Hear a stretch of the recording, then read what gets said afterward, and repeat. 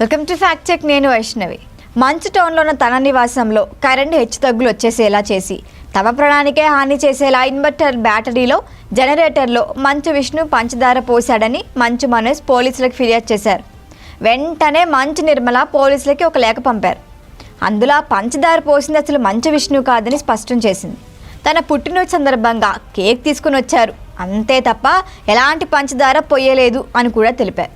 అయితే మంచు మనోజ్ చేసిన ఫిర్యాదు తప్పుడుదని కూడా స్పష్టం చేశారు. ఆ ఇంట్లో మనోజ్కి ఎంత హక్కు ఉంటుందో విష్ణు కూడా అంతే హక్కు ఉందని ఆ లేఖలో మంచు నిర్మల తెలిపారు.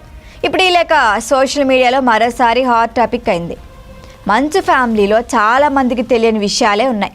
మోహన్ బాబు 2 పెళ్ళిళ్ళు చేసుకున్నారు. మొదటి భార్యకి 2 బిడ్డలు. పుట్టిన తర్వాత ఆమె చనిపోయారు. ఎలా చనిపోయారన్నది ఎవ్వరికీ తెలీదు.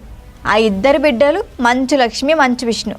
తర్వాత చనిపోయిన ఆమె సోదరి అయిన నిర్మలని మోహన్ బాబు పెళ్లి చేసుకున్నారు. ఆమె కుమారుడు మంచు మనోజ్. అయితే ఇంతకాలం ఈ తేడా ఎప్పుడూ కనిపించనీయలేదు. మంచు లక్ష్మి, మంచు మనోజ్ మధ్య బాండింగ్ ఎక్కువగా ఉంటుంది. అయితే మంచు నిర్మల తనతో ఉన్నారని, తన బిడ్డ భార్యని చూసుకుంటున్నారని మనోజ్ ప్రకటించారు. ఈ క్రమంలో మనోజ్ వైపే తల్లి ఉందని చెప్పుకున్నారు. అయితే హఠాత్తుగా మంచు విష్ణుకి మద్దతుగా ఆమె పోలీసులకి లేఖ పంపారు. నేరుగా వెళ్ళలేదు కూడా. మరి ఆ లేఖ ఆమె రాశారా, లేకపోతే మంచు విష్ణుపై పోలీస్ కేసు అవుతుందన్న భయంతో అలాంటి పరిస్థితి రాకుండా ముందు జాగ్రత్త పడ్డారా అన్నది తెలియాల్సి ఉంది. అయితే ఈ లేఖని బట్టి చూస్తే కుటుంబ గొడవల్లో మంచు నిర్మల పిల్లల్లో ఎవరి వైపు ఉండాలి అన్న దానిపై తేల్చుకోలేకపోతున్నారని అనుకోవచ్చు.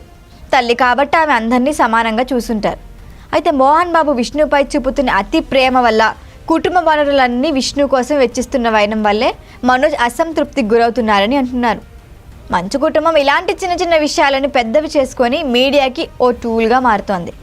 బయటికి రాకుండా అంతర్గతంగా పరిష్కరించుకుంటే ఇప్పటికైనా గతంలో సంపాదించుకున్న పేరు ప్రఖ్యాతలు ఈ కుటుంబానికి మిగిలే అవకాశం ఉంటుంది. ఈ వీడియో కనుక మీకు నచ్చినట్టయితే లైక్ చేయండి, షేర్ చేయండి, సబ్స్క్రైబ్ చేయండి. అలాగే పక్కనే ఉన్న బెల్ ఐకాన్ని క్లిక్ చేయండి.